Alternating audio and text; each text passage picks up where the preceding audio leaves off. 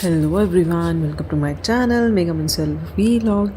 सो आज का जो वीडियो है ना वो ट्रैवल वीलॉग है। तो हम जा रहे थे वियतनाम।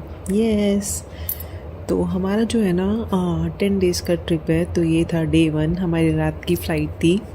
और हमने जो ट्रिप है ना वो ट्रिप एडवाइज़र्स जो होते हैं ना या ट्रिप जो बुक करते हैं उनसे बुक करवाया था। तो हमारे वन ऑफ द रिलेटिव्स ही थे जिससे हमने बुक करवाया था। एंड इसमें हमारा सब कुछ इंक्लूड था, ब्रेकफास्ट, लंच एंड डिनर, और हमारी फ़्लाइट्स भी एंड हमारे होटल्स भी। तो सब कुछ इसमें इंक्लूड था। तो एक्स्ट्रा अगर हमें कुछ खाना पीना था या घूमना था then only we have to pay, otherwise everything is booked by the trip advisor. तो इजी हो जाता है कि आपको पता होता है कि हाँ, उन्होंने प्रॉपर आइटनरी बना रखी थी कि आपको डे 1 पे कहाँ जाना है, कौन कौन सी प्लेसेस पे विज़िट करना है। एक डिसएडवांटेज ये था कि आपको अगर उस जगह के अलावा कहीं और भी जाना है तो वो अलाउ नहीं कर रहे थे। अदरवाइज़ बहुत सही था कि हमें पता था कि डे 2 में उठ के हमें कहाँ कब जाना है। तो ईज़ी हो जाता है, आपको पता होता है, आपका माइंड सेट होता है। और वियतनाम ही क्यों? क्योंकि वियतनाम ना लेटली जो मतलब पता चला है, ये कंट्री ना बहुत ही अमेजिंग है एंड सेफ़ प्लेस है, स्पेशली गर्ल्स के लिए बहुत ज़्यादा ही सेफ़ है। आप कुछ भी पहनो एंड कहीं भी जाओ और कितनी भी रात को घूमो तो कुछ भी डर नहीं है, डरने वाली बिल्कुल भी बात नहीं है। आप कभी भी कितने बजे भी जा सकते हो, नाइट में या डे में, बिल्कुल सेफ़ है। एंड उनकी सड़कें जो थी कितनी साफ़ सुथरी थी। तो वियतनाम जो है ना एक long narrow Nations shapes country है, लेटर एस की तरह। ये साउथ ईस्ट एशिया में पड़ती है, ईस्टर्न एज ऑफ पेनिनसुला में, जिसको हम इंडोचा भी कहते हैं। ये एक नेबर्स जो है ना इसको इंक्लूड करता है। इसके नेबर्स में क्या है, चाइना है, नॉर्थ में चाइना है, एंड लाओस एंड कंबोडिया जो है ना वो वेस्ट में है। साउथ चाइना सी जो है ना वो लाई करती है ईस्ट में एंड साउथ में। माउंटेन्स हैं जैसे कि अन्नम, कॉर्डिला, राइस, ये वेस्टर्न साइड पे पड़ता है वियतनाम के। तो मैंने जो था ना नॉर्मल अपना कॉर्ड सेट पहना था, बहुत इजी था मतलब कैरी करना अगर आप फ़्लाइट में जा रहे हो एंड नाइट की आपकी फ़्लाइट है और आपको पता है कि आपको सोना ही है जाके, तो बहुत इजी था। हमारी फ़्लाइट जो थी ना वो थी 4 से 5 घंटे की एंड हमारे 10 डेज़ का ट्रिप था। Everything was book, itinerary per day के हिसाब से पूरी सेट थी। एंड मेरे को ना पता नहीं क्यों मेरे को थोड़ा बहुत डर लगता है जब भी मैं प्लेन में ट्रैवल करती हूँ ना, जब भी टेक ऑफ करता है या लैंड करता है या बादलों के बीच में होता है, क्योंकि वो ऐसे हिलने लगता है ना, तो मेरे को बहुत डर लगता है। पता नहीं अभी थोड़े टाइम से डर लगना स्टार्ट हुआ है। लेकिन व्यू बहुत अमेजिंग होता है जब भी आप प्लेन में बैठते हो और आप नीचे का व्यू देखते हो और शक्ल की हालत देख सकते हैं कि क्योंकि हम सुबह पहुँचे थे तो बहुत ज़्यादा थक गए थे। बस ये था। और उनकी ना लाइन इतनी लंबी थी जब हमें चेकआउट करना था बाहर एयरपोर्ट से, बहुत लंबा था। इंटरनेशनल जब भी वो चेकअप होता है ना, बहुत लंबी लाइन थी वियतनाम में। तो एंटर करते ही पता चल रहा था कि वाइब आ रही थी वियतनाम की। बहुत ही सुंदर सड़कें, एकदम साफ़ सुथरी, ज़रा सा भी कूड़ा नहीं।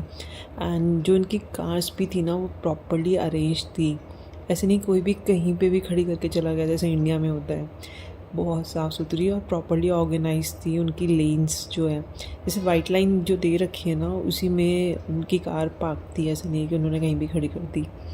मोस्ट वियतनामीज़ पीपल जो है ना वो कहाँ रहते हैं, कंट्री साइड रहते हैं, रिवर डेल्टा के पास रहते हैं, नॉर्थ एंड साउथ में।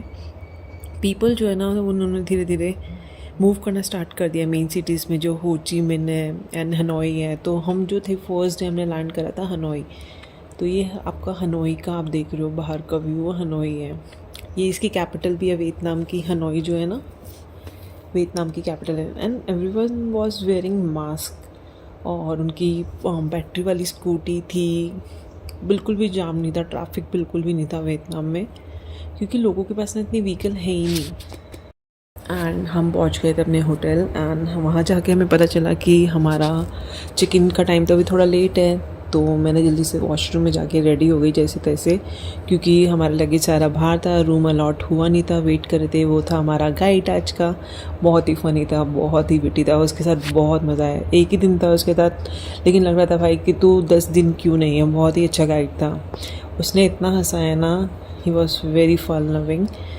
तो हमें एक पर्सनल बस मिली थी, 7 में अपनी बस मिली थी 7 सीटर की, एंड उसमें हमें ट्रैवल करना था।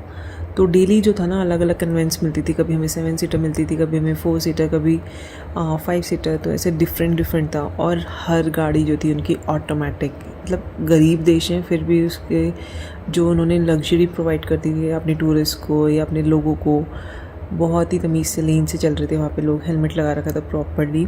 हनोई जो है ना सेंचुरी से फ्रेंच एंड चाइनीज़ के इन्फ्लुएंस में रहा है। हनोई एक सिटी है जो कि वियतनामीज़ वहाँ पे रहते हैं। ये लेयर्ड इसकी हिस्ट्री जो है ना, यहाँ पे ओल्ड क्वार्टर है जहाँ पे फ्रेंच कॉलोनियल बिल्डिंग हुआ करती थी। 600 टेम्पल्स एंड पगोडा से अराउंड द सिटी। तो सबसे पहले जो था ना हम जा रहे थे मौज़ूलियम जो था ना वो था हो ची मिन का मौज़ूलियम। इनके एक प्रेसिडेंट थे जिनकी डेथ के बाद उन्होंने वो मौज़ूलियम बनाया था। हो चिन मिन जो है ना एक मोस्ट फेमस वर्क है वियतनाम में, क्योंकि इसके great cultural and historic value है। ये अट्रैक्ट करता है large number of domestic people. हो ची मिन जो है ना एक लीडर था उनका जिन्होंने बहुत वाइटल रोल प्ले करा था, पाइवटल रोल प्ले करता है शेप करने में वियतनाम की हिस्ट्री। और उनके स्पिरिट एंड डिटर्मिनेशन की वजह से, उसी की वजह से ना हो चिन मिन की वजह से ही वो एक फिगर थे जिसकी वजह से वियतनामीज पीपल जो थे ना वो इंडिपेंडेंस एंड सेल्फ डिटर्मिनेशन उन्होंने सीखा उनसे। उन्होंने स्प्रेड करा revolutionary movement against foreign colonial power, specially French and later Americans. तो उन्हीं को फाइट करा था इन्होंने। हो चिन मिन जो है ना एक significant contribution and tireless effort है जो भी स्टेटस स्टेटमेंट का था, इंस्पायर करा जनरेशन को अपने डिवोशन के लिए, नेशन की किस तरह से नेशन का वेलफेयर बहुत ज़रूरी है और कमिटमेंट चाहिए आपको सोशल जस्टिस एंड इक्वालिटी के लिए। तो हो चिन मिन म्यूज़ियम जो है वो लोकेट होता है मिडल ऑफ बादिन स्क्वायर में, जहाँ पे प्रेसिडेंट जो थे हो चिन मिन वो प्रिसाइड करते थे, वहाँ पे रहते थे, आके रैलीज़ निकालते थे अपनी। अगर आप राइड करते हो मोटर बाइक या ड्राइव करते हो अपनी कार तो आपको ये ध्यान रखना है कि 2 पार्किंग स्पॉट्स हैं वहाँ पे। ओंग इच कीम स्ट्रीट है एक, तो एक नगोक हा स्ट्रीट है। हो चिन मिन मौज़ूलियम जो है ना वो एक वर्क है ग्रेट सिग्निफिकेंस का, शो करता है डीप फीलिंग वियतनामीज़ पीपल की अपने लीडर के थ्रू। आज भी ना हो चिन मिन टॉम जो है वो एक कल्चरल एंड हिस्टोरिक सिंबल नहीं है हनोई का, बल्कि अट्रैक्ट करता है लार्ज नंबर ऑफ टूरिस्ट ताकि वो विज़िट कर सके। इसका इनॉग्रेशन हुआ था 1975 में। बहुत सारे जनरेशन ऑफ वियतनामीज़ पीपल जो है या मिलियंस ऑफ फॉरेन विजिटर्स यहाँ पे आए हैं इस प्लेस को देखने के लिए। प्रेसिडेंट हो चिन मिन जो थे ना वो बॉर्न हुए थे सितंबर 3, 1969 और प्रिजर्व करता है अभी भी उनकी बॉडी सही में रखी है, प्रिजर्व करके रखी हुई है हो चिन मिन की बॉडी। मतलब अंदर आप जा सकते हो लेकिन उस दिन बंद था तो हम अंदर नहीं जा पाए, अदरवाइज़ उन्होंने अभी भी बॉडी प्रिजर्व करके रखी हुई है उनकी, प्रेसिडेंट जो थे। तो मतलब बाहर से आते हैं फॉर मतलब मेडिकल के और वो प्रिजर्व करते हैं उनकी बॉडी को। तो ये दिखा रखा है कि कहाँ वो बैठते थे, सोते थे। बहुत ही छोटा सा था, मतलब बहुत डाउन टू अर्थ थे प्रेसिडेंट जो वियतनाम के थे जिनका मौज़ूलियम बना है। And this was lake, small sea lake थी एंड बहुत सारी फिशेस थी इसके अंदर। प्रेसिडेंट हो चिन मिन जो है ना वो उनकी बॉडी जो है अभी भी टेस्टमेंट है वियतनामीज़ पीपल को, उनको वो लोग एडमायर करते हैं, रिस्पेक्ट करते हैं अपने बिलव्ड लीडर को, प्रिजर्व कर रखी है अपनी मेमोरी के लिए, अलाउ करते हैं विजिटर्स को ताकि वो पे कर सके रिस्पेक्ट। और ये तो मैंने फर्स्ट टाइम ही देखा था, मतलब एसी रूम बना रखा है भाई, ये तो कहीं नहीं देखा मैंने कि लोग थक गए हैं तो आगे रेस्ट करें और एसी में बैठे, क्योंकि बाहर बहुत ज़्यादा धूप थी। And this was the pagoda. मैंने बताया था ना बहुत सारे टेम्पल्स हैं वियतनाम में देखने के लिए एंड पगोड़ा हैं, बहुत सारे पगोड़ा बने हुए हैं। ये भी बहुत फेमस वाला पगोड़ा था तो उसने हमें दिखा दिया था। एंड ये जो थी डबल डेकर बस थी, हमारी मुंबई में भी बहुत चलती है। वहाँ का नारियल पानी इतना मीठा था और इतना टेस्टी था। वो लोग क्या करते हैं ये सब ना फ्रिज में रखते हैं नारियल पानी वगैरह, इतना ठंडा और इतना मीठा था। इंडिया में तो फिर भी ख़राब निकल जाते हैं लेकिन वहाँ नहीं था ऐसा। तो नेक्स्ट प्लेस जो हम आए थे टेम्पल ऑफ लिटरेचर था। टेम्पल ऑफ लिटरेचर जो है ना हनोई में, इसको फर्स्ट नेशनल यूनिवर्सिटी है ये वियतनाम की, बहुत ही फेमस। यहाँ पे हंड्रेड्स ऑफ रिनाउंड स्कॉलर्स जो थे ना यहाँ पे उन्होंने स्टडी करा था एंड प्रैक्टिस करा था। ये जो है ना मस्ट विजिट हिस्टोरिकल रिलिक बन गई है हनोई की। इम्प्रेसिव ब्यूटी तो है, ये आर्किटेक्चर भी है।